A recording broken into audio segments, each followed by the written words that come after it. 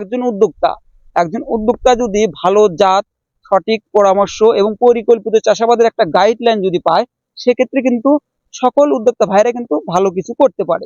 শুধু আমাদের একটা সাপোর্টের দরকার। আমাদের এখানে দৌড়াদৌড়ি করে আসার তো কোনো প্রয়োজন নাই। আমরা কিন্তু একজন উদ্যোক্তাদেরকে শুধু চারা বা বীজ দিয়ে আমাদের কাজ শেষ না, তাদেরকে সকল প্রকার সাপোর্ট কিন্তু আমরা দিচ্ছি। আচ্ছা মান্নান ভাই, আপনার সাথে আমরা কিন্তু চারা দেওয়ার পরে আপনাদের কাছ থেকে আমরা অনেক রকম পরামর্শ কিন্তু আমাদের কাছে চাইছেন, তো সেগুলো কি সঠিকভাবে পাইছেন কিনা একটু বলবেন? আমার চারা লাগানোর পর থেকে মানে যখন যে মেডিসিন দেওয়া লাগে সবকিছু আমি সাইফুল ভাইয়ের সাথে যোগাযোগ করছি, ফোনে কথা হয়েছে, তার সাথে ভিডিও ফোনে গাছ দেখাইছি, তার পরামর্শে আল্লাহর রহমত গাছ এখন আল্লাহর রহমত অনেক ভালো, মরিচও খুব ভালো আছে। জি। তো মরিচটা আপনি এক কাজ করেন, মরিচগুলো উঠাই দেন। হ্যাঁ, এগুলো যেগুলো মোটা মরিচ, হ্যাঁ, যেগুলো মোটা মোটা হয়ে আছে এগুলো মরিচ উঠাই দেন। আর পরবর্তী চালানে যে মরিচ আছে যে চিকন চিকন, এগুলো কিন্তু দ্রুত বড় হবে। মানে একটা গাছে তো আপনার কত মরিচ দেখছেন, এত মরিচ যদি আপনি গাছে রাখেন সেক্ষেত্রে কিন্তু গাছের গ্রোথটা কমে যাবে।